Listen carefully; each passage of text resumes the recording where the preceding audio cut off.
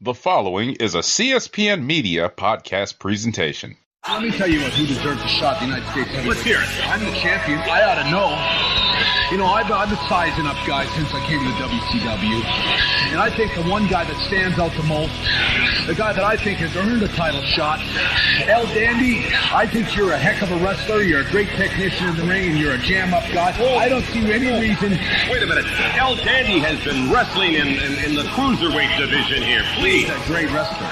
He's a great wrestler, but my goodness sakes, it's 50 pounds. Who are you to doubt El Dandy? Because this guy's a serious professional. Well, let's talk about some serious contenders. How about hypnosis? Let's get thrown. Psychosis. Whatever. He's a great wrestler, you know. Hello, and welcome to episode 238 of the WrassleCast. I'm your host, Don Delarente, and I'm joined by my SmackDown Matters correspondent, Miss Didi Jonet. Hey. What's going on, friend? Not much, friend. How are you? I'm good. Are you ready for the long Memorial Day weekend? It's about to be very long for me because I was off today. I'm off tomorrow, Saturday, Sunday. Everybody gets Monday. Well, most everybody. And then my boss is gone again for the week. Hey. It seems like you're just living the good life. Listen, these people want to learn things, so they go to, professional development conferences, and I am a big fan of that. Get out of my office. Beautiful. Well, I'm glad that you could join me once again for another episode of the WrassleCast.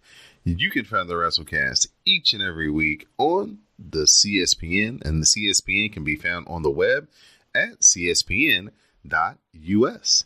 You can also subscribe and download the WrassleCast through Google Play, iTunes, SoundCloud, Stitcher Radio, Spotify, and YouTube. So, Miss Didi Jonet, there's a little event going on Saturday night in Las Vegas called Double or Nothing. Hashtag still pending. So we're just going to talk about what they got lined up for the matches. We're not going to play who you got or get too in-depth on it, but just give everybody a preview of what they got going on for their pre-show that they're calling the buy-in.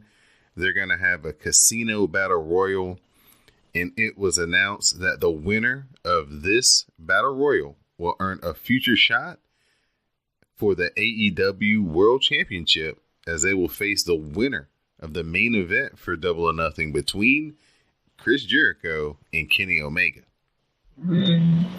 So some of the notable names that you'll know in this battle royal: Glacier, MJF, Brian Pillman Jr., Joey Janela, Billy Gunn, Jimmy Havoc, Jungle Boy, who is Luke Perry's son, R.I.P., Sean Spears, a.k.a. Ty Dillinger, just to name a few. Their other pre-show match will be Sammy Guevara versus Kip Sabian. They're going to have a Joshi match, 6-women tag, featuring Aja Kong, so that should be really fun. Dr. Britt Baker, Kylie Ray, and Nyla Rose are going to face off in a 3-way. The Best Friends, Chucky T and Trent Beretta, are going to go against Angelico and Jack Evans. So that could steal the show, because, Angelico and Jack Evans are going to try to jump off something high. SoCal Uncensored, they're going up against T-Hawk and El Lindemann. Then you have Cody Rhodes facing off against Dustin Rhodes. The Young Bucks are defending the AAA World Tag Team Championships against the Lucha Brothers. And as I stated before, the main event, Kenny Omega versus Chris Jericho. So good luck to those guys in AEW this Saturday on their Double or Nothing pay-per-view. Hopefully it's a major success, and it'll be a good launching point for them to come to TNT in the fall for their television show. More than likely, it's going to be coming out on Wednesdays, And I'm definitely looking forward to what they do this Saturday and what they bring to television Wednesdays this fall. We transition into the news. We have some sad news. Ashley Massaro, former Divas champion, she passed away. She was 39 years old. Due to further reporting, it appears that it was a suicide. So,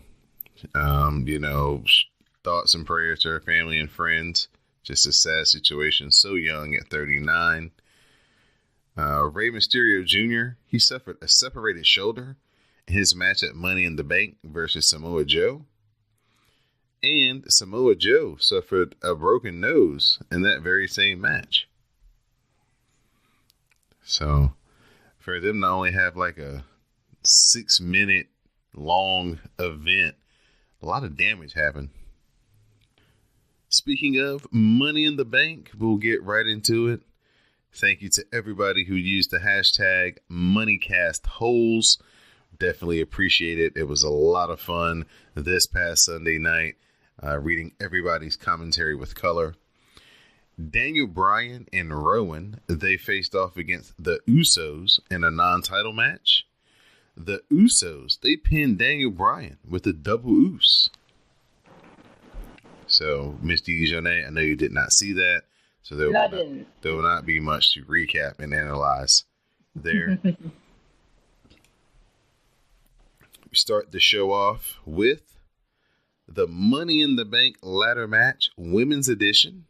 Our participants are Bayley, Carmella, Dana Brooke, Ember Moon, Mandy Rose, Naomi, Natalya, and Nikki Cross. So we have to give a shout out to Naomi and her gear. She was looking fantabulous. Yes, she was. She was looking like a bumblebee. Carmella, she leaves the match in the first 5 minutes with a leg injury, but she comes back just in time to stop Mandy Rose from winning it all. However, Carmella, she gets stopped by an interfering Sonya Deville.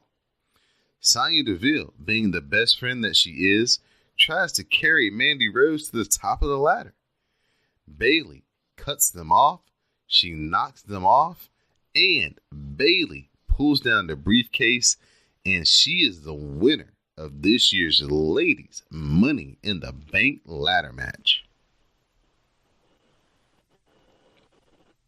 Yay! Yeah, sure. I like how she pushed them off the ladder. It was great. Ember Moon with the highlight of the match with the jumping off one ladder into the ring to give Natty the eclipse off another ladder. That was pretty wicked. Oh, you don't think Sonya's missing track was a highlight? Only if you're into the hashtag FashionCast. It's like, oh, girl, you gotta secure the tracks. What could cause that to happen for white women's? For white women, a lot of times they use clip-ons. So if the clip is a little loose, it'll slide right on out. Well, it was slid right on out in the middle of the ring for the world to see. How embarrassing. She wasn't even in the match for real. Like, he couldn't even hold on tight for like a few minutes.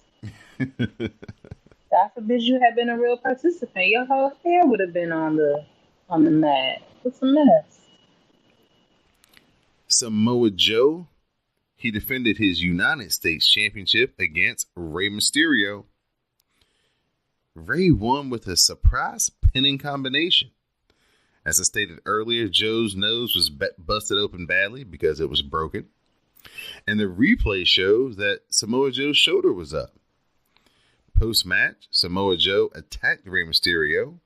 And once he noticed Dominic had came down to celebrate, he beat on Joe even more. So apparently during the post-match beatdown, when he gave Rey Mysterio the Uranagi or the rock bottom, that's when Rey Mysterio separated his shoulder.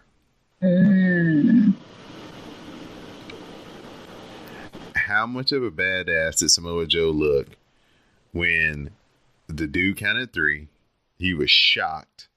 He had blood all on his face, and he had just this one drip of blood drip off his nose. It's like, oh man, that's just such a great visual. Looks like such a badass. The Miz, he fought Shane McMahon in a steel cage match. A chair got brought into play, and Miz beat the hell out of Shane, getting some revenge. However, after a skull-crushing finale on the chair, Shane got his foot on the ropes to break up the pin. They teased a very big superplex spot, only for Shane to slip from the Miz's grasp. Basically, he slid out of his shirt, and they were Shane was on one side of the cage, Miz was on the other side, and Shane was on the outside, and when he slipped out of his shirt, he fell down off the side of the cage, and Shane McMahon gets the win in heel-like fashion. I mean, you gotta make a way out of no way. This was a match that I think a lot of people were surprised that they stayed in the cage. Shane didn't jump off anything high. They didn't brawl outside the ring for 15 minutes and then get in the cage for 5. I mean, they got in the cage and they stayed in there. So this was a good match. I liked it. In the back, Sami Zayn was found backstage hanging upside down. It looks like the band from the building, Braun Strowman, found him. Sami Zayn, man, he's just having a tough week, I swear. Tony Nese defended his Cruiserweight Championship against Arya Daivari. Arya Daivari taking a page out of Sasha Banks' book, pulling up in a pretty cool little whip. That was nice. Tony Nese kicked out of Daivari's hammerlock clothesline, and then he went into a fury, capped off with the running Nese, and Tony Nese defends the title, and he is still your Cruiserweight champion. Becky Lynch defends the Raw Women's Championship versus Lacey Evans. Lacey went after Becky's knee, and then she rolled up Becky, but Becky got her shoulder up. Becky was able to turn the roll up into the disarmor, and Becky Lynch makes Lacey tap out, so Becky retains the Raw Women's Championship. Didi, your thoughts on the first defense of the man, Becky Lynch, of the evening? Sure. I like Lacey's outfit. If you're going to wear green glitter, that's kind of how you do it. So, good job. Not much for the ring, but she's winning in the fashion cast. I didn't say she was winning. I said if you're going to wear green glitter. Oh, excuse me. Didn't mean to that's overstate. how you should do it. Yeah, don't give her too much. Her and her little twin sister. I don't have it for them. Speaking of her little twin sister, it's time for Becky Lynch to defend the SmackDown Women's Championship against Charlotte. Charlotte takes advantage of what Lacey Evans started and went after Becky's leg. Charlotte misses the natural selection on the apron, and she takes a big bump on the outside. While Charlotte was down, Lacey Evans ran out, and she attacked Becky. Charlotte tried to steal the win, but Becky rolled Charlotte up for a 2 count. Charlotte then hit a big boot on Becky, and she pins Becky to win the SmackDown Women's title. Boo. A frustrated Becky jumped Lacey Evans when Charlotte made the save, and they teamed up on Becky until Miss Money in the Bank, Bayley, made the save. Bayley took out Lacey Evans, but Charlotte nailed her from behind. In the scuffle, Charlotte gets taken out, and Bayley stared at her briefcase for the cash-in. So she cashes it in, and we have an impromptu match. Charlotte defends her newly won SmackDown Women's title versus Bayley. Bayley pulled a down Charlotte to the corner. She got up on the top. She hit the big Macho Man elbow drop. And Bayley is your new SmackDown Women's Champion. Yes. One time for Bayley.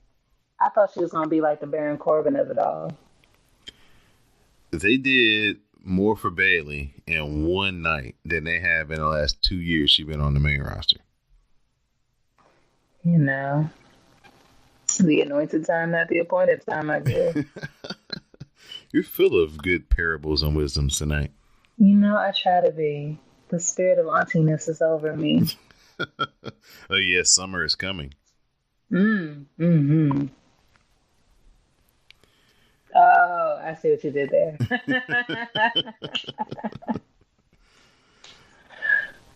Elias faces off against Roman Reigns. So, Didi, before I start, your personal feelings when you see these two gentlemen face off against each other? It makes me sad, but it makes me happy because, like, they just fine for no reason, kind of fine. Like, you know, you're like, it's like that's creepy, but that's the feeling. Totally fine as hell. We just put all that fineness just in a ring together. I was like, here, go be fine. Yes, go. Before the match, Elias attacked Roman with his guitar backstage. Damn right. Elias came out and he played some music on an electric guitar while talking trash to the crowd. What'd he say? I can't remember exactly what he he said. He's on his electric guitar because his acoustic is out of commission. That's when a Roman shows up. He beats him down to the ring before pinning him with the spear and getting the win. Oh, well. He's a winner in my heart. How'd you feel about Elias's outfit? Elias is just fine. I enjoy everything about that man. Every single thing. Seth Rollins defends his Universal Championship versus AJ Styles. Seth goes for the stomp, but AJ counters into the Styles Clash for a near fall. Seth uses the ripcord knee, a super kick, and then he hits the stomp, and Seth Rollins retains the Universal Championship. After the match, Seth and AJ shake hands in a show of respect. Oh, this is the best WWE match you're going to see for a while. It was good. Probably. It was real good. You may not like the ending, but it was good. What was the ending? What happened? Oh, I know you said, but just say it again. AJ lost. Shane won. I love that ending. I'm always down for an AJ loss because, you know, New John Cena don't be losing too often. This is true. Gotta enjoy it while you can. Remember when I said they only had 11 matches? And there was always room for more? The Lucha House Party. They could have kept that. They came out for no reason. And for some reason, somebody thought it would be a good idea after all the controversy he stirred up in the locker room and on the internet and so forth and so on, to have Lars Sullivan come out there and beat them up. Well, you know, racist gonna racist. Allegedly, you know. Just allegedly. That's some of the most tone-deaf booking I've ever seen. Like, how you gonna charge a man $100K and then be like, yeah, go beat up some Mexicans? Right? We want you to take all these classes and be better for diversity, but the first program we're going to give you is you're going to beat up the Mexicans. If I was Lars Sullivan, I'd be like, excuse me, I'm not paying you anything. Because you and I both need to be in the class. Like, we can go together. No. It's just awful. Terrible. All the people he could bully, he's going to find some little Mexicans. Yeah, right? Not like his little comments, you know, weren't, you know, directed at the brown and black people. I don't know what's wrong with those people in the back. It's like sometimes I know y'all want to try to make it as real as possible, but sometimes you just got to know when you just need to leave some of that shit alone.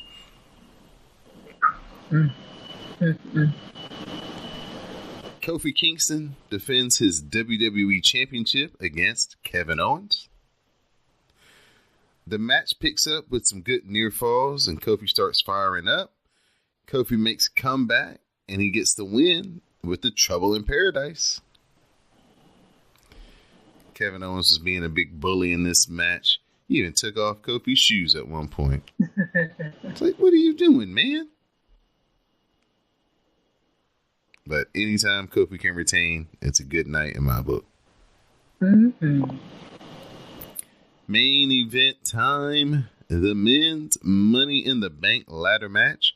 Our contestants are Ali, Andrade Cien Almas, Baron Corbin, Drew McIntyre, Finn Balor, Randy Orton, Ricochet, and that's it, because Sami Zayn got taken away after they finally cut him down from being strung up by his ankles. So there's only 7 men in the match. I just got a question. When has Braun Strowman ever felt the need to lie? If he said he ain't do it, he ain't do it. And because y'all don't listen, this is what happens. Ali and Ricochet, they had some really big spots. Finn Balor, he took an insane amount of bumps. Drew and Baron, they were kind of your big brutes throwing people around. Drew, he threw Ricochet through a ladder, and Finn Balor getting sunset power bombed and then choke slammed onto the side of a ladder were probably the two big standouts spots in the match. That Finn Balor sunset power bomb onto the ladder bridge was devastating. It was one of them ones I'm just like, you clearly agreed to this, but did you think this all the way through, really? Because no, exactly. All right, down the stretch, almost everybody comes close to winning at some point. The fans, of course, booed when Baron Corbin got close, only for Ali to interrupt. Just as it looks like Ali has it won, Brock Lesnar's music hits, and Brock comes out as the 8th man of the match. He knocks over the ladder that Ali was on. Brock then sets up a ladder of his own. He climbs to the top, and Brock Lesnar is the winner of this year's Money in the Bank ladder match. Scams and shenanigans. That's all I got to say about that. The IWC was hot. As they should be. I was laughing my ass off. You hateful. I was. And sometimes you just like to see the world burn. I do, because I was like, ooh, they mad. And I was just watching the tweets. Here's why I'm mad. Because if there was any justice in the world, this would result in Braun being like, all y'all done endeavored to steal this shit from me. I didn't beat up Sammy. He beat up Sammy. Because he beat up Sammy. And it's like, you ruining shit for me, and I will whoop your ass. Instead, it's not going to be that. And instead, he's just going to be here quarterly like he always is.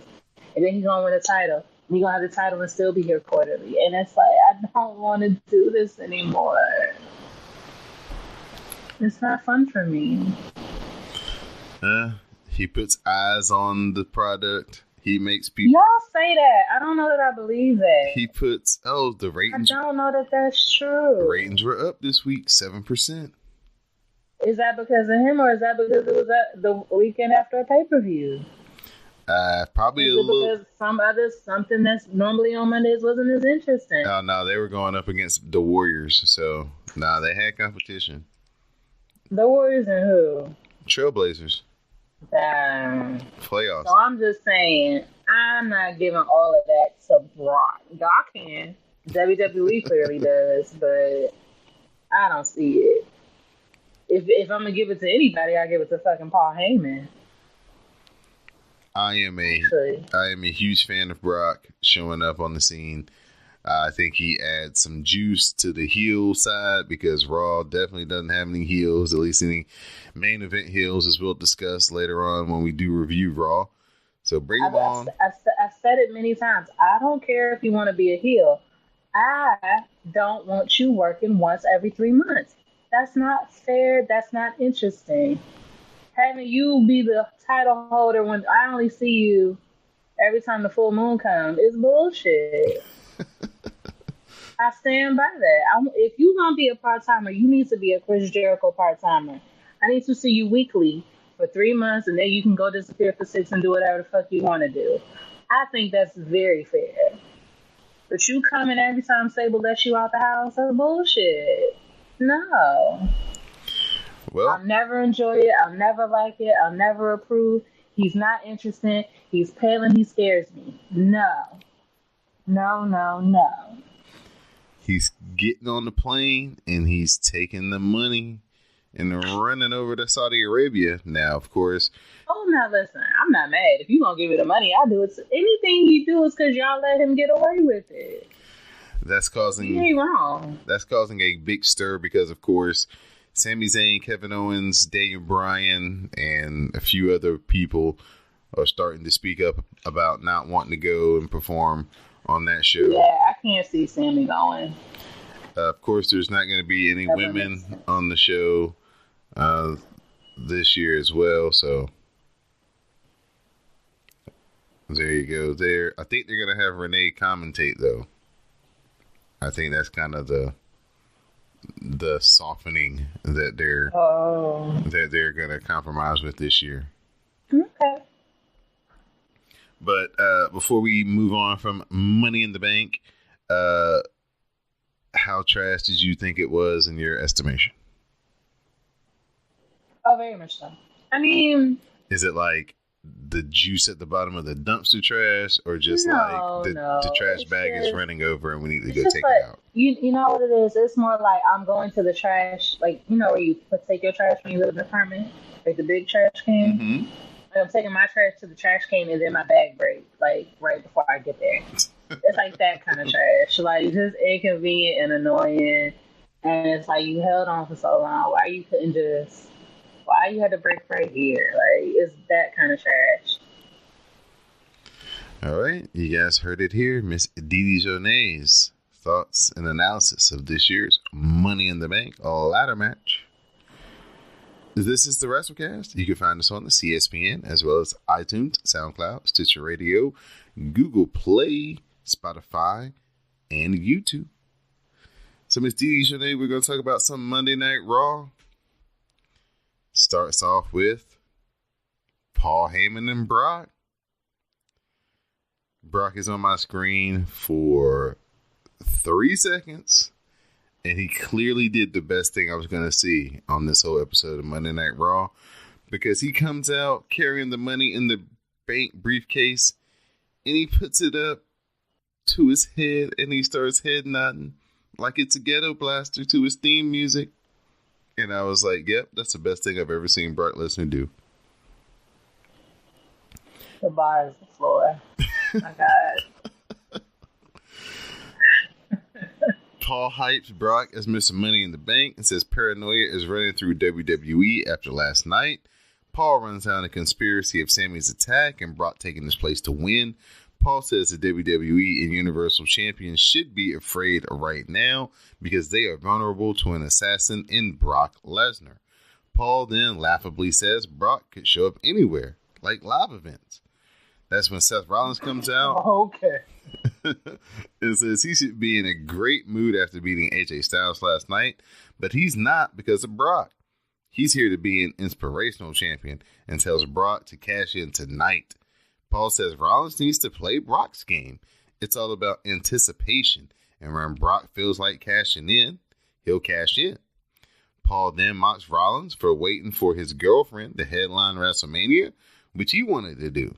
Paul claims Rollins isn't worthy, and Brock may cash in on Kofi Kingston. This, of course, brings out our wild card, Kofi Kingston. Kofi says he has to be the best, and says if Brock is cashing in, he needs to cash it in on him. Paul says that we have the Universal Champion and the WWE Champion, and you are both auditioning to have a main event match for your title against Brock. Paul says you two are not done for the evening, and since you two will most likely be out here later tonight, Brock and the contract isn't going anywhere. So, what do you think about this 13-minute promo? I didn't think much of it. Like, I understand you want to be a fighting champion, but why are you being a pick me? Fuck out of here. I guess you could pick the time, but who are you referring to? Both of them? Both of them. Yeah. The both of them, yes. Sammy has to face Braun tonight, and he's asking Bobby Lashley for help. Bobby Lashley refuses and just wishes him good luck. Rollins and Kofi, they're in the back. They're walking and talking. They're stopped by Triple H, and Triple H tells them that they will tag up tonight, and their opponents will be Baron Corbin and Bobby Lashley. A tag match? No way. Who could have ever guessed? So, Braun Strowman versus Sami Zayn. Strowman carries Sammy to the ring, but Sammy manages to slip out, and he runs him into the post. In the ring, Strowman misses a running shoulder block, and he runs into the post again. Braun clotheslines Sammy. He dumps him to the floor.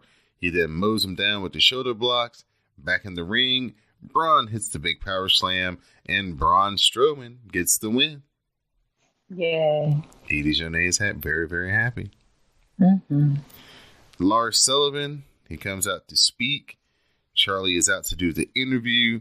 She thanks him for his time and asks him about his path of destruction. And we see a video.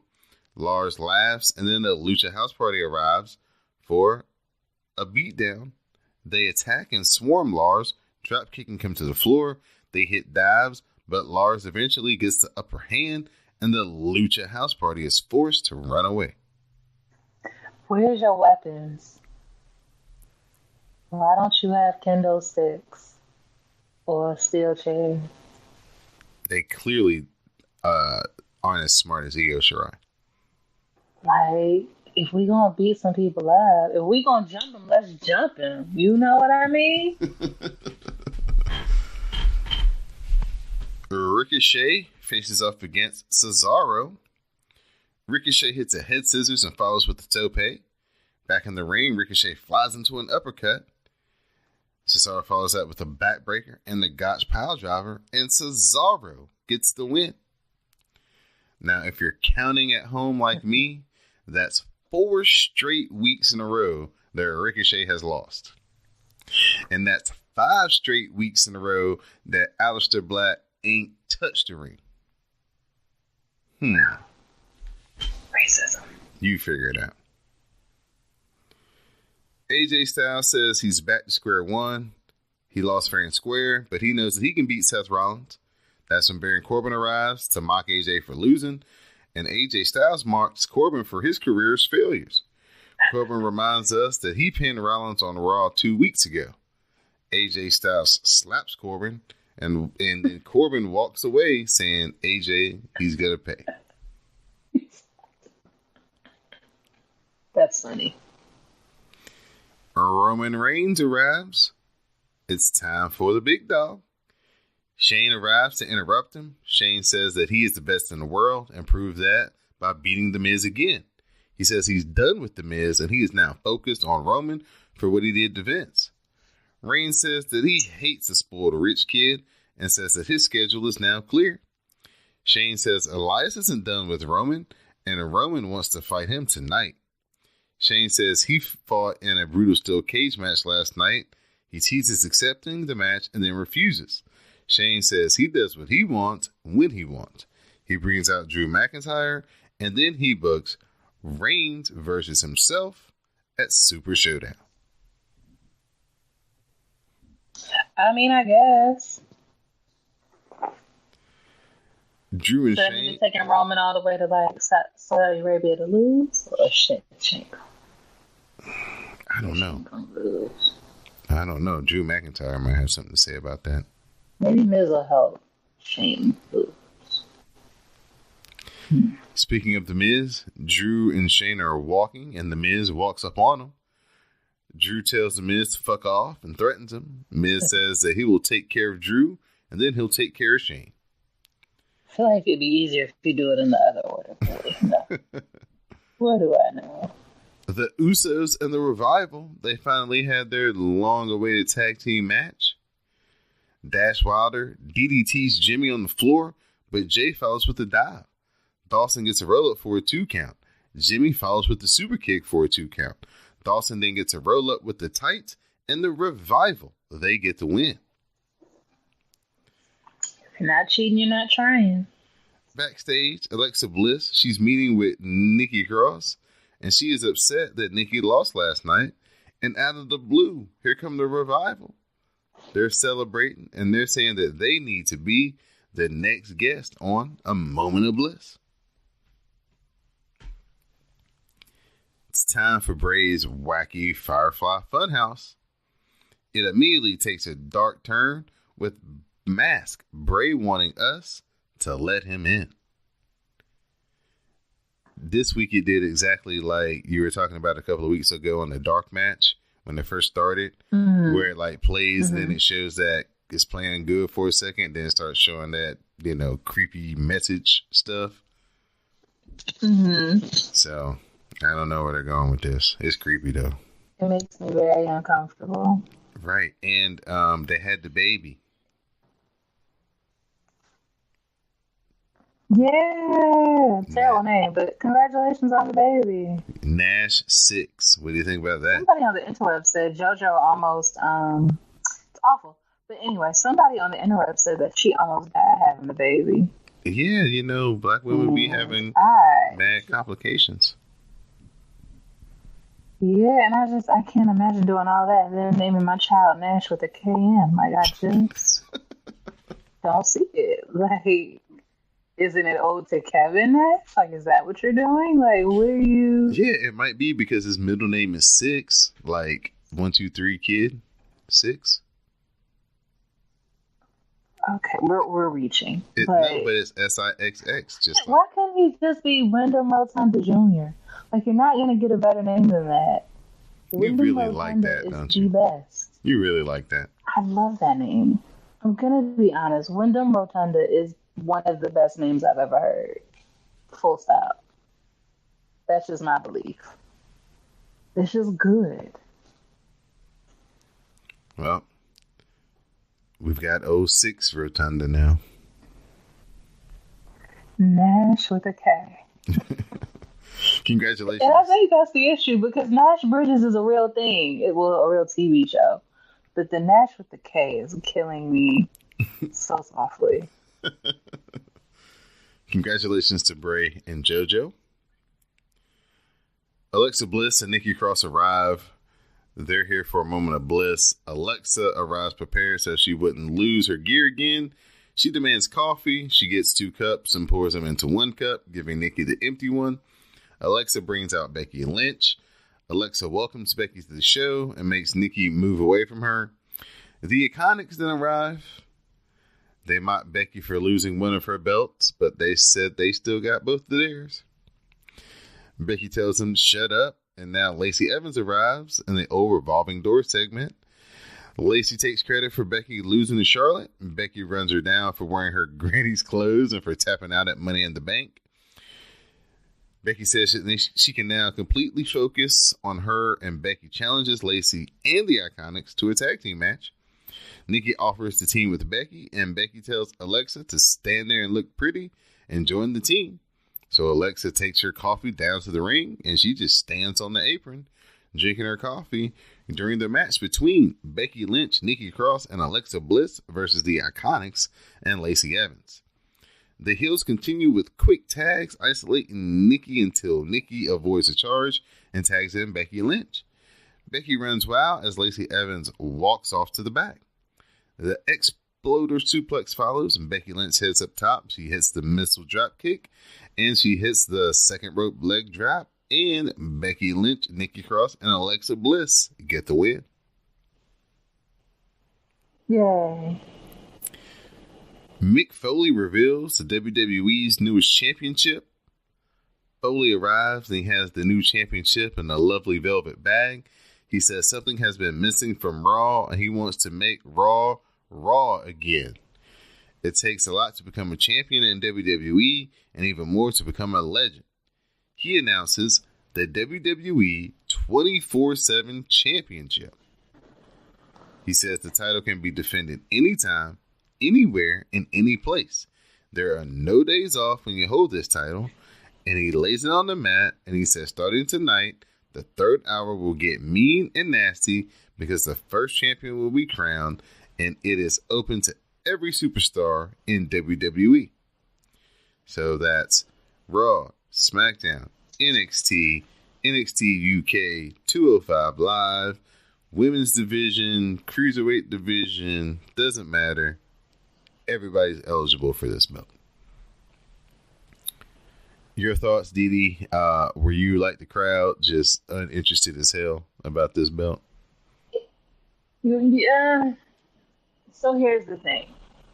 And Mick fully acknowledged, and here's the thing, is that when you're talking about, oh, we need to get a little more Raw, you should know in your head, everybody's thinking hardcore title.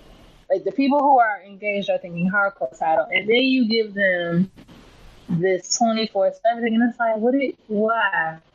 Why are you just creating shit out of thin air? Like, I remember there was a title that had the same stipulation, so you didn't need to create this title with this weird ass name when you could have just gone to the archives and pulled out the old belt and said, this stipulation is a forever stipulation. Keep your head on a swivel. Like, that's all you had to do. And so, yeah, the crowd wasn't behind it because it's stupid. But it's making for great content on social media. So that's fun. I gotta check that out. I thought that might be the avenue that they'd go with it. Because there's more ways you can... True. There's a lot of... Who's the little one? Drake Maverick. Yes, him. A lot of him. So what they do is Mick Foley leaves the belt in the middle of the ring and they have a scramble. So if you're familiar with the old XFL, they didn't have a kickoff. And they only did this for like the first couple of weeks until this dude broke his collarbone. But basically they would place the ball down at like the 50-yard line, and the guys would start at 35 and they run 15 yards and then they dive, and whoever got the ball first, that's who got the ball. That's whose team got the ball first on the kickoff. So they kind of have that same concept with this match. So a bunch of jobbers, they rush the ring and they try to win the title. They all brawl. The Good Brothers eventually grab the title and they get taken out by EC3. No Way Jose takes out EC3. The belt's laying in the ring and it's up for grabs to whoever wants it. Titus throws out Drake Maverick, and Titus O'Neil claims the title. He is your very first 24/7 champion. Mm-hmm. Until Robert Roode pinned Titus, and he becomes your second 24/7 champion. Robert Roode, he runs to the back as a gaggle of jobbers chase him backstage. So it's on and popping with the 24/7 title. Drew McIntyre versus The Miz. The Miz counters the Claymore and locks in the figure 4. McIntyre chops his way out. Miz dumps Drew to the outside. Shane cuts Miz off, followed by the Claymore by Drew McIntyre, and Drew McIntyre gets the win. After the match, Shane looks for the coast to coast, but Roman Reigns makes the saves. He takes out Drew, and Shane runs away. Still having a hard time seeing The Miz as a babyface. Yeah. Can we talk about that frog splash he tried to do in the cage match? Miz? I don't recall it. Did it work? It was awful. Oh. Yeah, don't ever try that again. It was like, yeah, some things are definitely better in your mind than executed out in the public for everybody to see. Mm-hmm. That was one of them.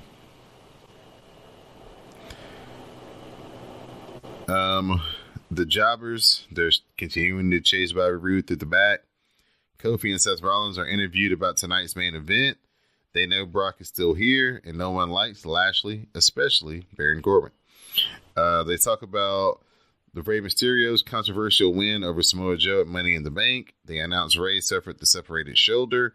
Joe says that he was never pinned and he never lost his title. Samoa Joe says he knows Ray is honorable and he will give Ray an opportunity to hand him back his championship. He says, if you don't, imagine the example he'll set for Dominic. So we'll have to find out the future of the title next week. I think everybody treats Dominic like he's still 12, even though he's a smooth 7 feet tall. Bobby Roode, he runs until he runs into R-Truth. R-Truth convinces him to hide in his trunk. Truth then tricks the other jobbers and makes them run away. Then he gets Bobby Roode out of the trunk and he pins him. And now R-Truth is your new 24/7 champion. Main event time. Baron Corbin and Lashley, they face off against Seth Rollins and Kofi Kingston. Seth Rollins saves Kofi with the chair shot. Kofi runs wild on the heels, hitting super kicks, and he looks for the blackout, but Bobby Lashley cuts him off. Kofi then dumps Lashley and then Corbin. Rollins hits a suicide dive and Kofi flies in and wipes out the heels. Back in, Kofi hits a Trouble in Paradise and he pins Baron Corbin. Bobby Lashley, he spears both of the champions after the match, and that's when Brock arrives. He teases cashing in his Money in the Bank briefcase, but he leaves as Paul Heyman tells him they will reveal next week who is the champion he will be cashing in on. Bobby Lashley putting a stop to it. Yeah, just picking Rollins right out of the ring. Kingston back into the fray. But the Almighty just too powerful. How strong is Lashley? Kofi able to avert disaster momentarily and send Bobby over the top rope. And Baron Corbin as well. Kofi hung onto those ropes like a barnacle. Time to make a big move. Here comes Rollins. This time it pays off. Raleigh time for the Universal Champion and the WWE Champion. Kofi way up top. Kofi taking out Lashley and Corbin.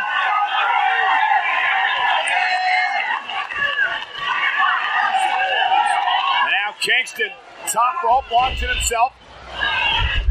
Corbin almost caught him. Kofi, Trouble in Paradise. Caught him on the face. Cover by Kingston. Kofi, Kingston, and Seth Rollins win. Here we go with Lashley with a spear. And a spear to Rollins. Good Lord. Looking to unload on Kofi. Ducks underneath. Rollins catches him with a wait a minute. Mr. Money in the Bank, Brock Lesnar, is now the time. A contract to cash in on either one of these champions if he wants to do it. Push it down to the ring. Which one will it be? Seth is barely standing, but he's got that steel chair in his hand. Kingston and Rollins just went through a war with Lashley and Corbin. Brock Lesnar gonna pick his spot. Lesnar circling his prey like a hungry predator.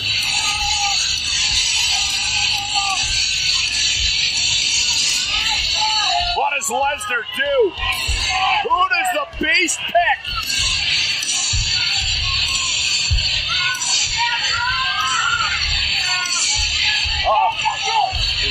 Is it now the time? He's going to do it. He's going to do it. Which champion is he going to pick? Which champion's Brock going to pick? Does he choose Kofi or Rollins?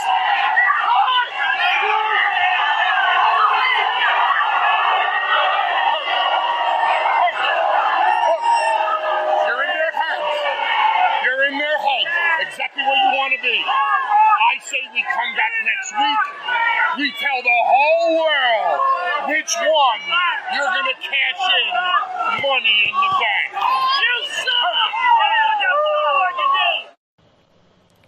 And that was your Monday Night Raw. Thumbs up, thumbs down, thumbs in the middle. Down, of course down. 3 hours long and it's boring. Thumbs down.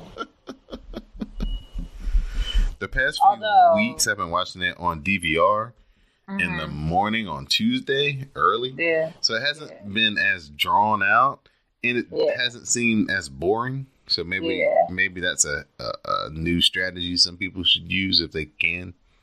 When I had a DVR, I would wait until 9 o'clock and then start it back at 8 o'clock.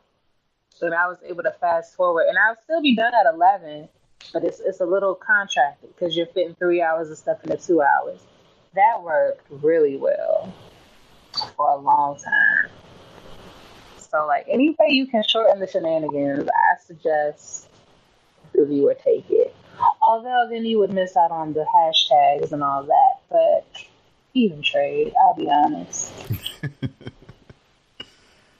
So this time, Miss Didi Janine, tell us about what happened on SmackDown.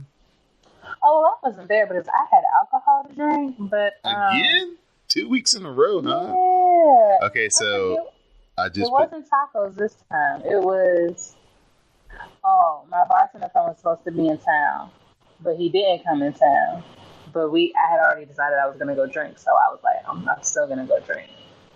So it was nice. He gave me a ducky because this bar had adult Happy Meals, and so you get a beer, a shot, and a toy. And this week they have rubber duckies. I just put out on the dark match, the one where we talked about drinking responsibly from last week on 30s. Did you wake up feeling good, feeling great? Last time I only had 2 drinks. Look at you. Great. Yeah. Moderation is the key. Yeah. I had whiskey. Oh, Jameson? On the rocks. No, it was called Old Granddad or something like that. Okay. Yeah, I don't know. Did it taste smoky? Oaky? Sure, oaky. It wasn't smoky. Yeah, more like wood barrel. Yeah, that sounds right. Sure. Wood barrel. No, yeah, I don't know why I'm acting like I don't remember. All I know is it was good. And so, Smacky Downy. Elias meets with Shane, and he says he lost that Money in the Bank because he put all of his energy into his performance and was emotionally drained from the negative fan reaction. He apologizes to Shane, and they make nice ahead of Elias's rematch with Reigns tonight. But before that happens, New Day come out. They still rock. They're dancing. Kofi and Woods are. They're excited that Big E is back tonight, and they bring him out. But it's not Big E. It's a shrunken Big E imposter with ashy knees. They dismiss him and apologize to the fans. The real Big E is introduced, and he does the big grand entrance. He's back wearing a knee brace, but the hips are good and loose. The ring is filled with presents, and he's happy to be back, and he smells Woods' hair. Oh, gosh. And Kofi's pissed. What a creep. He says he's missed his boys and the fans. They say he's killing it on Twitter, which is facts. But remind him that Becky's mom is spoken for. Big E says, but she fine. And big facts. Hold on. Yes. I saw a picture of Becky Lynch's mom when she was younger. Mm-hmm. She looks like Becky Lynch, but like with naturally red hair like that. Ooh, cool. Yeah, Becky's mom is a pretty older lady now, so I'm not surprised that she was a problem back when she was in her youth. Kevin Owens arrives and is joined by his kind of, sort of, but not really best friend, Sami Zayn. Sammy mocks the New Day and is offended that he never got a celebration when he returned. They promised him nothing, just like Owens got as Money in the Bank. Owens leaves. Sammy's mad about it. Sammy then says this whole thing is disgusting. He runs down Bootios and Pancakes. Which, what did Bootios and Pancakes ever do to you? Calm down. Woods keeps interrupting him with the trombone. Sammy says that tonight the night will not end in fun for Kofi when he beats him. Kofi says don't let them fool him because he will throw down tonight and walk through Sammy. This fool Sami Zayn, when Kevin Owens left, he was holding both the microphones talking into him. It's like, this dude right here, man. He's a clever one. Drake Maverick, who we talked about earlier, is searching for the 24/7 champion, R-Truth. Carmella finds Truth wearing a wig and warns him everyone is looking for him. He's confused about the rules of the title, but he wants Carmella's help. everybody said that he looked like Daenerys from Game of Thrones with this silver wig he had on. Oh no. Well, that's not how you had in plain sight, but good luck. I was personally happy that he has had at that point at least a 24-hour reign, or no, like a 22-hour reign, and I think that's goals. He said no. He said he had been the champion. At this point, they show him backstage. He's like, I've been the champion for 24 hours, and then I got 7 more to go, and it's mine permanently. And Carmella's like, no, Truth. That's not how it works.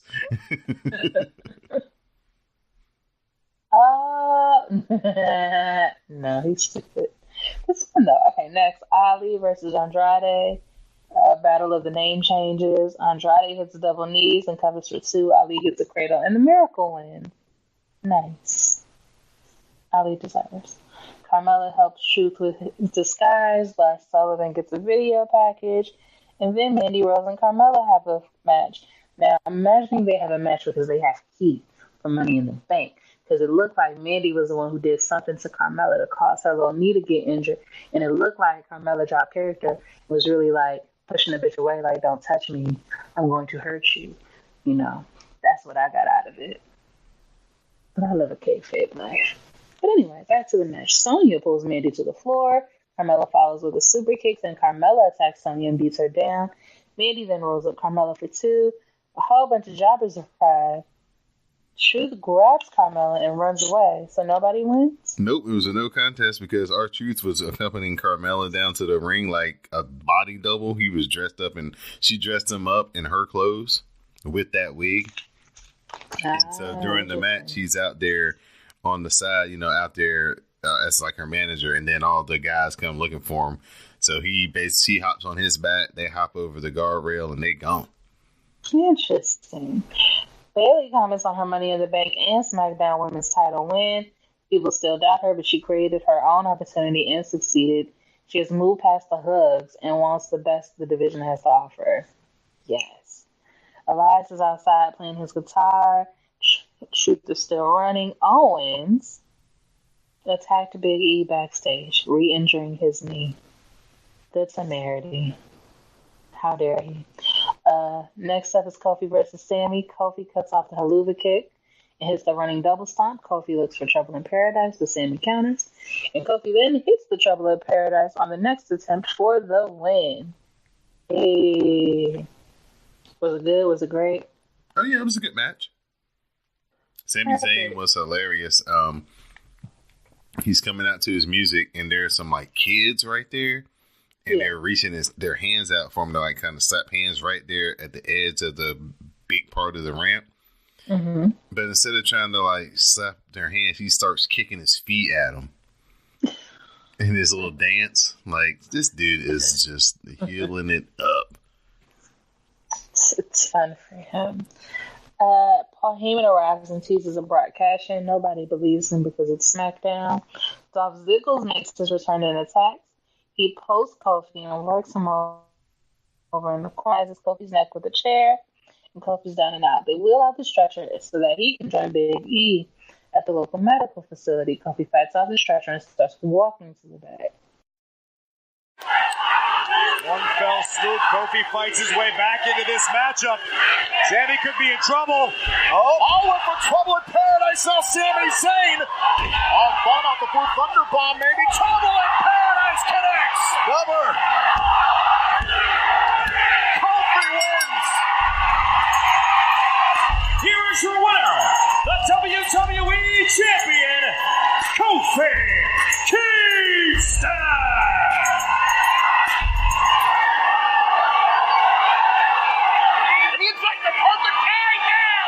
Kofi's staring a hole through Paul Heyman. Oh, wait. What the heck? It's Dolph Ziggler.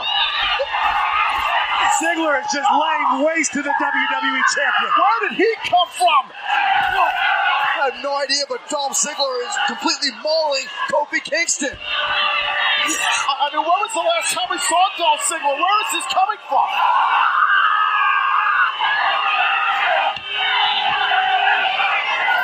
Oh, no. Kofi Kingston set into a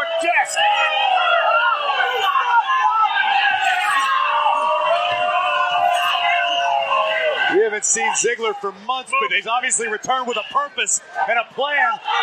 No. Ziggler, what are you doing? There's nobody to stop this. Ziggler wants to maim Kofi Kingston. No. What on earth is this about? Dolph. No! Get some help out here.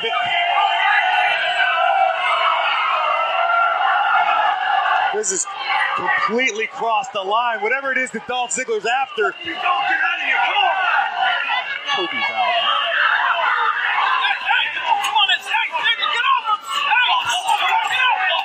Dolph Ziggler is completely out of control.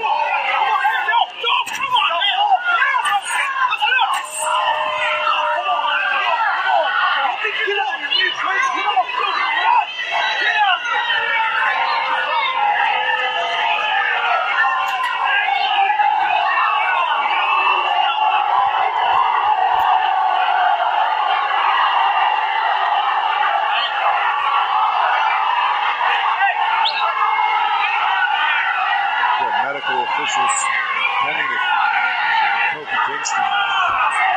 Oh, wait, no. Somebody stop Dolph. It's back again. No.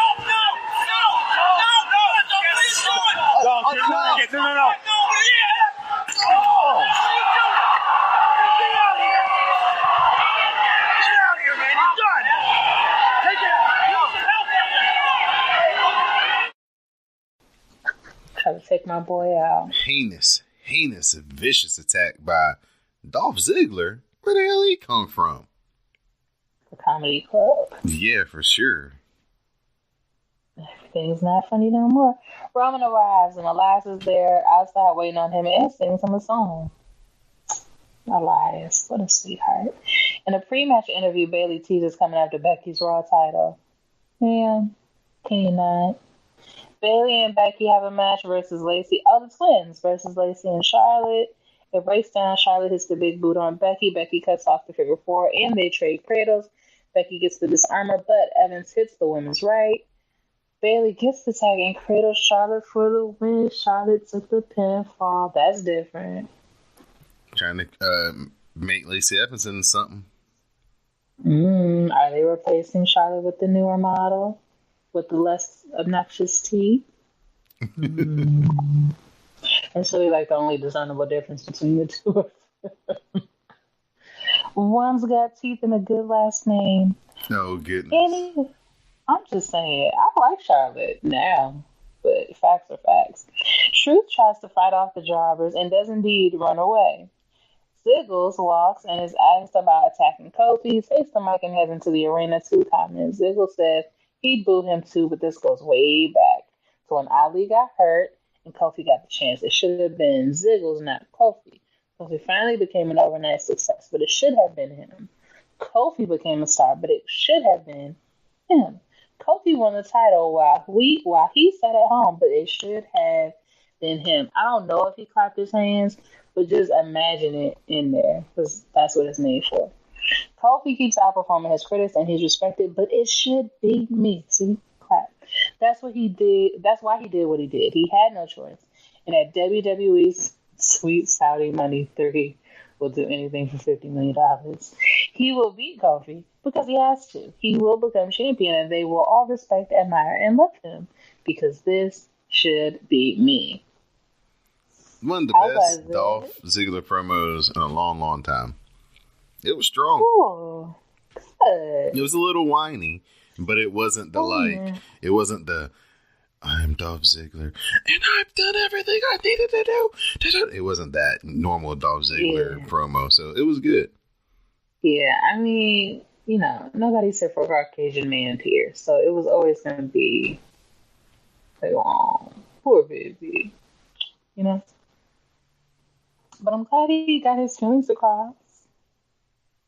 It should be me, you know. Anyway, great. I love that y'all are calling this Sweet Saudi Money 3. It's hilarious. There's an Orton versus Triple H video package to hype such show. Shane arrives to announce Elias. That is your main event. Roman Reigns versus Elias. There's a Superman punch, but Shane pulls Elias' foot on the ropes. Roman takes out Shane, but Elias attacks. Shane slams Reigns to the steps, and tosses him back in. Elias hits the top rope elbow drop for 2. Shane slides in a guitar, but Reigns spears Elias and pins him. Post-match, Shane attacks, Reigns fights him off. Drew arrives and claymores Roman out of his boots. That is how you SmackDown ended for the week. Yeah, gotta keep your head on a swivel, as Miss Dee Dee Jonay would say. Mm-hmm. So, your Silver Fox, Elias, Roman, and Drew all in the mix together. They just really trying to take you out, ain't they? Listen, they want my attention badly. And, except for alcohol, they would have had it. I'd have been all up in their TV like, hello. Yeah, so they're trying to boost up SmackDown a little bit. I think this might have been the most effective use of the wild card this week with having Drew come out there kind of unannounced, just show up. So that made the ending of SmackDown real strong. That was a strong show. I'll give it like a out of 5. I give it like a 3.5. It's back on track. Okay. Yeah, especially with Dolph coming out of the woodwork. Yeah. A show that we never have to worry about being back on track because it never goes off the rails. NXT. We get some highlights from last week, which lead to the War Raiders relinquishing the NXT Tag Team titles.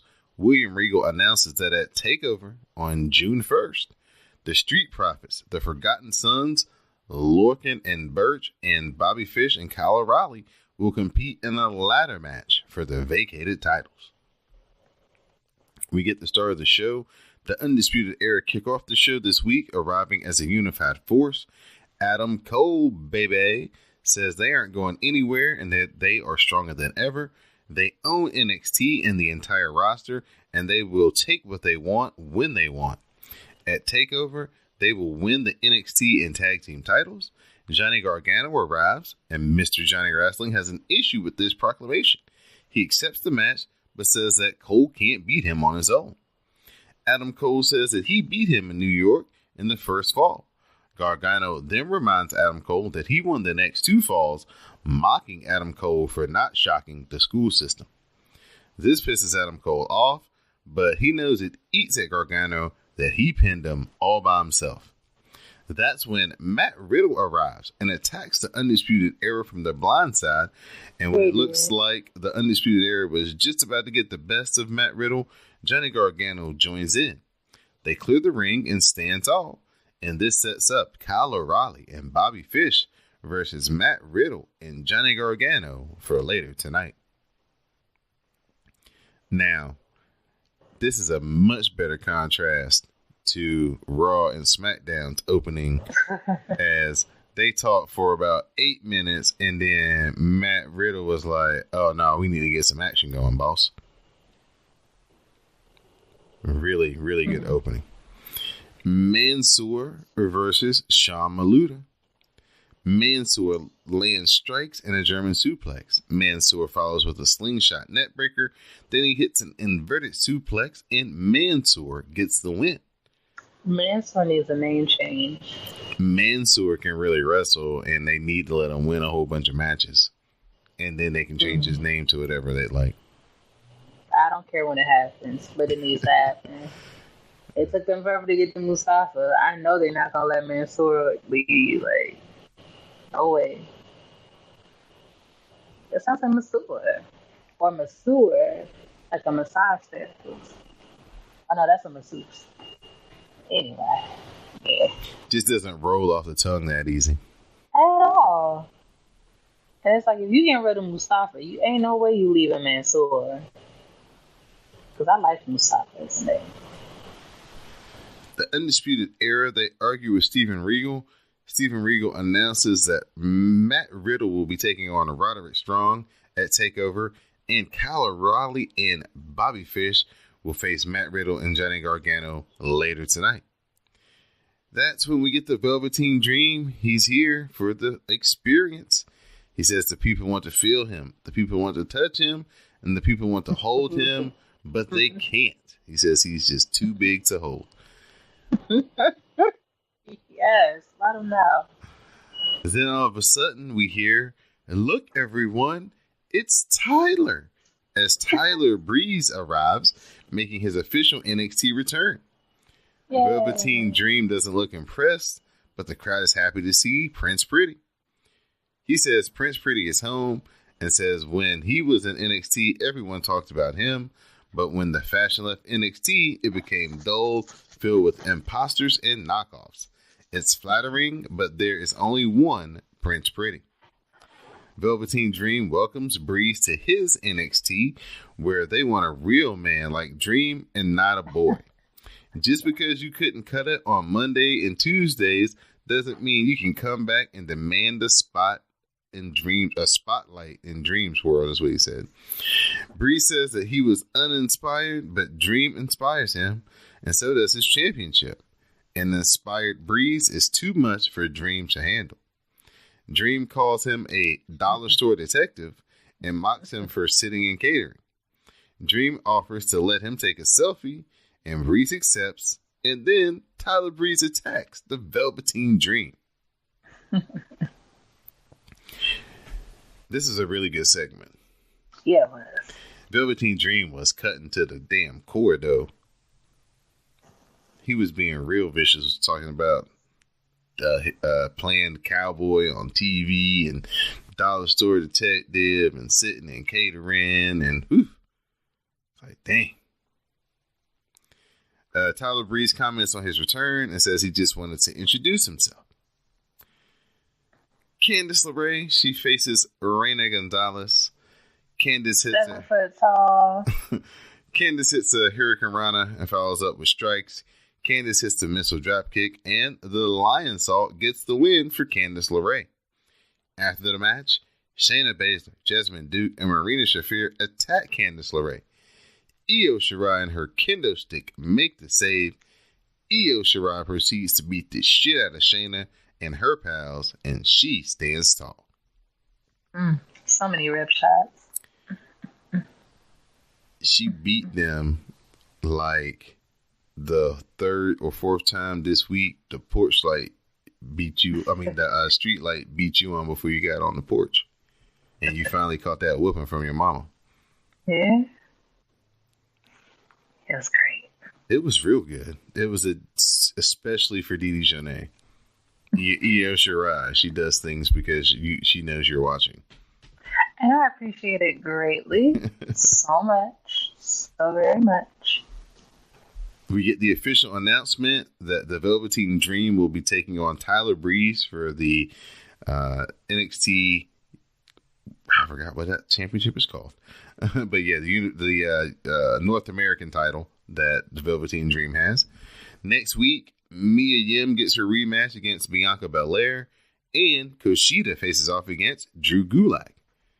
That Kushida versus Drew Gulak match should be really good. Main event time, Kyle O'Reilly and Bobby Fish, they face off against Matt Riddle and Johnny Gargano. Matt Riddle hits the floating bro for a 2 count as Kyle O'Reilly makes the save. Gargano and Riddle hit a lawn dart knee strike combo. Riddle is in control until Adam Cole, baby, comes down to ringside. Gargano hits him with a suicide dive, but Roderick Strong attacks Riddle and slams Riddle off of the apron. The total elimination from Bobby Fish and Kyle O'Reilly on 2. Matt Riddle finishes things, and the Undisputed Era get the win. After the match, the Undisputed Era leave Gargano and Riddle laid out in the middle of the ring. High level main event, even before the shenanigans at the end. This was a very, very good match. One of the best NXT TV matches we've had so far this year. I'm really impressed with Matt Riddle. He's starting to grow on me a lot. I liked him before, but now they're starting to interweave him with a real story, and he's having, these injuries and stuff. So, yeah, I liked everything I saw from him in this episode. The attack at the beginning of the show, getting beat down here at the end of the show, it was great. Real strong, real strong.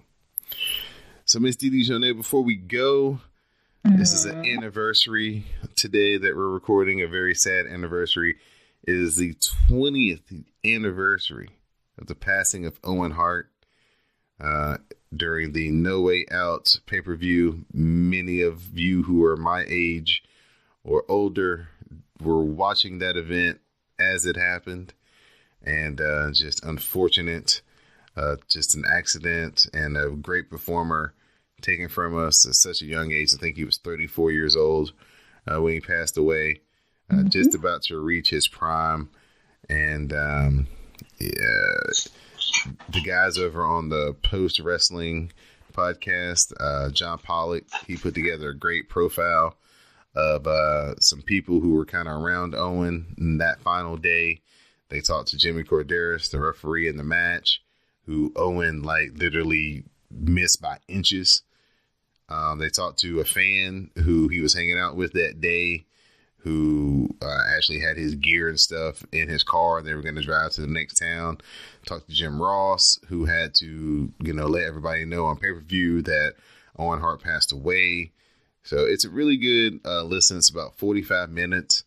And, they go in depth about the aftermath of kind of what happened as far as the investigation. And then, of course, Owen Hart's wife and, her relationship with the WWE and her relationship with the rest of the Hart family, and how that's a big riff, and how she's basically separated herself from the rest of the Hart family. And that's the reason why Owen won't be inducted into the Hall of Fame or take place in any of the things that WWE wants to do with him, is because his wife is just like, nah, not gonna happen. So really good piece by John Pollock, and just want to give a big shout out in remembrance to Owen Hart, the Blue Blazer, the first two-time Slammy Award winner. He just did so many great things in his short career, and it's just, so tragic that we lost him in such a senseless way. So big ups one time for Owen Hart. Anything else you'd like to add, Miss Didi Jonay, before we get to our shout-outs? No. I mean, in 2010, there was an Over the Limit pay-per-view. Names such as MVP versus Chavo Guerrero, R-Truth versus Ted DiBiase. I'm imagining Jr. Kofi Kingston defeated Drew McIntyre. That's fun. Little things like that. So I think that's cute to think of what's been going on. I guess 9 years now, so that's kind of cool. Yeah, what's old is new again, huh? Yeah. Oh, the Hart Dynasty defeated Jericho and The Miz to retain the unified WWE Tag Team Championship. Imagine Randy had a match. Big Show defeated Jack Swagger. Eve Torres defeated Maurice. John Cena defeated Batista. These are some interesting names. John Cena defeated Batista, huh? In an I Quit match. Yes. Shocking. Yeah. He was on that Cena protocol even back then, I guess.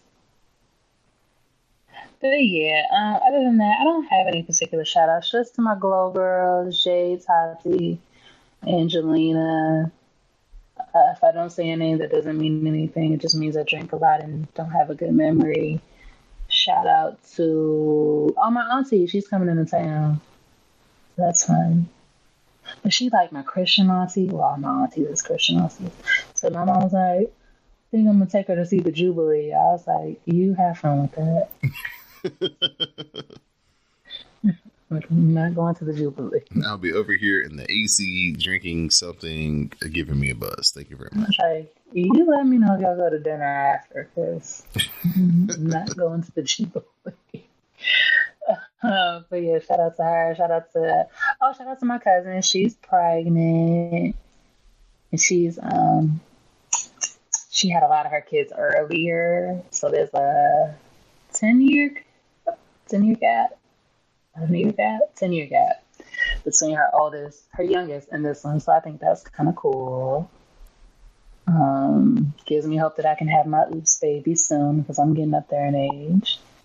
Shout out to Greg and the baby. Shout out to Sam. Shout out to the chairman. Shout out to Mel, because Mel always gets shout outs. And yeah, that's it. All right. I'd like to give a shout out to Miss Didi Jonet for joining me here once again on this episode of the WrassleCast. Give a shout out to Sam and Greg. Give a shout out to Classic. Give a shout out to everybody here on the CSPN who works so hard making the podcast happen each and every week to come out to the listeners. I greatly, greatly appreciate all your efforts and time. Give a big shout out to everybody who joined us this past Sunday for MoneyCast Holes, for Rawcast on Monday night, for SmackDown Matters on Tuesday, for NXT Cast on Wednesday. Thank you for live tweeting. Also, my New Japan Pro Wrestling fans, thank you for live tweeting the Best of the Super Juniors tournament. We're 8 days in. We're starting a little marathon stretch. 10 tournament matches for the next 4 out of 5 days. So if you're really a trooper, you'll hang in there. Continue to use the hashtag CasterStrongStyle. Also, listen as me and Anwar Starwin review the first week of the Best of the Super Juniors tournament on the latest edition of Caster Strong Style right here on CSPN. That podcast is about an hour and a half old at the recording of tonight's WrassleCast. So please go and check that out. We break down all of the matches that took place in the first week of the tournament, including that 5-star match between Shingo Takagi and Sho of Roppongi 3K, one of the best matches of the year. And there's a lot of other good matches in there as well. So please check that podcast out for all my New Japan Pro Wrestling fans. And also check out the Dark Match on the Patreon page, patreon.com/CSPN Media. Subscribe, become a patron, help support the podcast and CSPN Media. And so for my SmackDown Matters correspondent, Miss Didi Jonet, I'm your host, Don DeLaurente. This has been episode 238 of the WrassleCast. Please stay tuned for the parting promo. I know. If I was out there right now, I would boo me too. I know.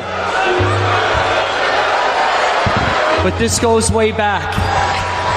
This goes back when Ali got hurt and Kofi got an opportunity and he stepped up and he knocked it out of the park, and it should have been me.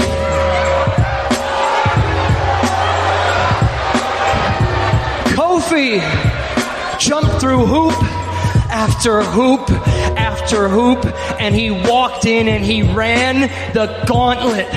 And after 11 long years, 11 years of earning everything, he became an overnight success, and it should be me. Kofi walked into the chamber. He walked into the elimination chamber and he walked out the other side a star, and it should be me.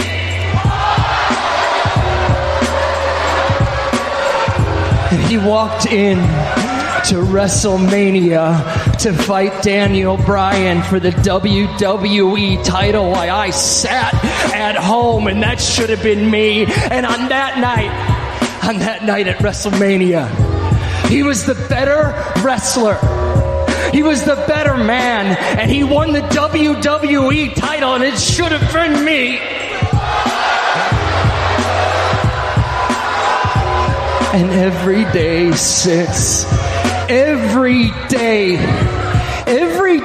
since becoming WWE champion, Kofi has outperformed every single critic, and he's earned it, and he's been a fighting champion, and you all respect him, and you all admire him, and it should be me!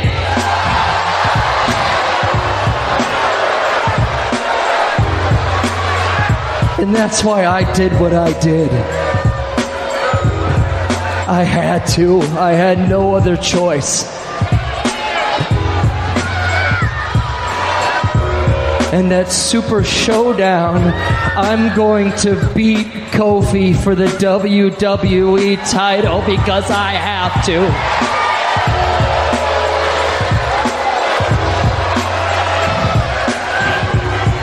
And I will become WWE champion, and each one of you will admire me and respect me, and you will love me. Your WWE champion. It should be me.